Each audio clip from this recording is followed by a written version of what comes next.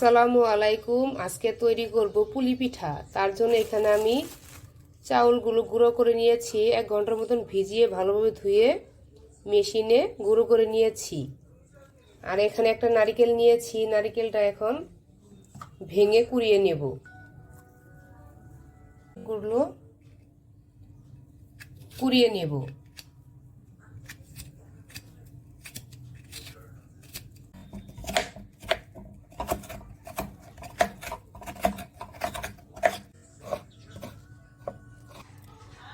নারকেলটা আমার কুড়ানো হয়ে গেছে। এখন পিঠা বানানোর জন্য একটি কড়াই বসিয়ে দিয়েছি পানিটা ফুটানোর জন্য। পানিটা ফুটানো হয়ে গেছে, এখানে আমি স্বাদ মতো লবণ দিয়ে দিলাম। আর আগে থেকেই চাউল যে গুঁড়ো করে রেখেছিলাম ওটা পরিমাণ মতো দিয়ে দিব। আমি যতটুকু পরিমাণ পিঠা বানাবো ততটুকু পরিমাণে আমি পানি দিয়ে দিয়েছি। ভালো করে একটু মিক্স করে নেব। আর একটু লাগবে গুঁড়ো।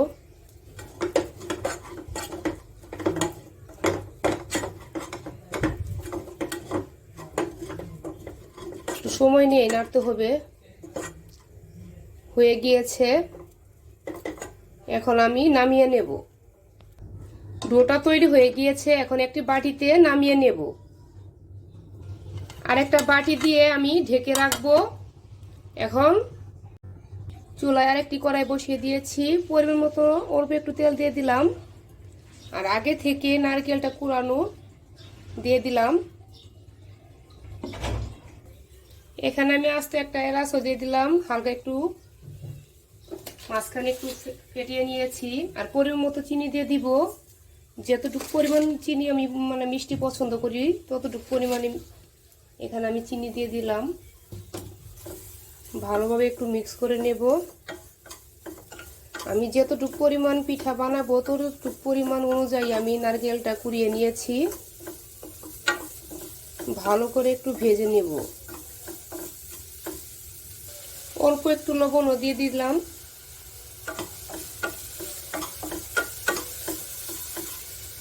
নারকেল কোড়ানোটা হালকা একটু লাল করে আমি ভাজবো। অল্প আছে নারকেলটা আমি ভাজবো। নারকেল কোড়ানোটা আমার হালকা লাল করে ভাজা হয়ে গিয়েছে, এখন আমি নামিয়ে নেব।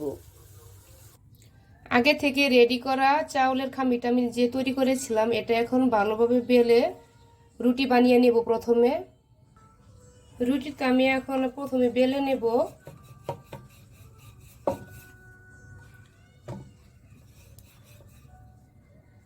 রুটিটা আমি বেলে নিয়েছি, এখন আমার পছন্দ মতো আমি ছোট ছোট করে কেটে নেব।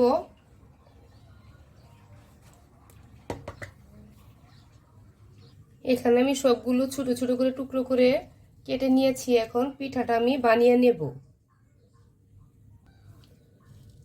আগে থেকে রেডি করা নারকেল পুরটা আমি দিয়ে দিলাম। এখন আমার পছন্দ মতো আমি ডিজাইন করে নেব।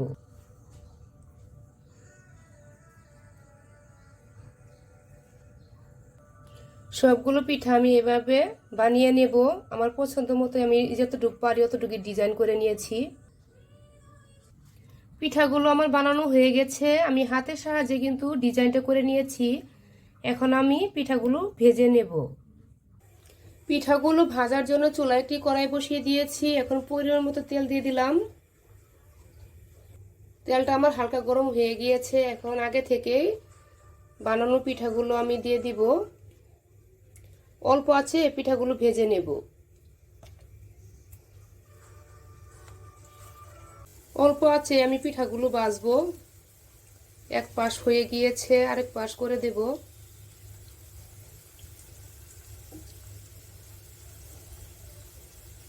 একটু সময় নিয়ে ভাজবো পিঠাগুলো।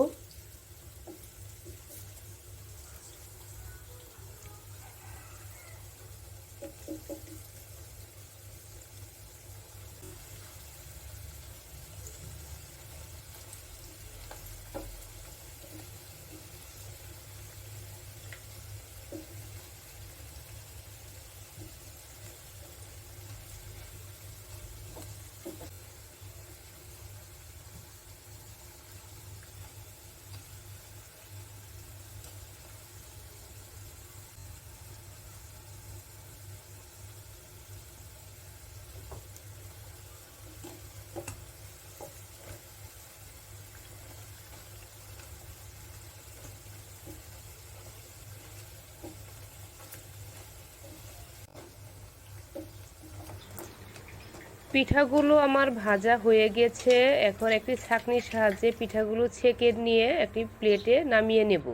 হয়ে গেল আমার নারিকেলের পুরে ভরা পুলি পিঠা।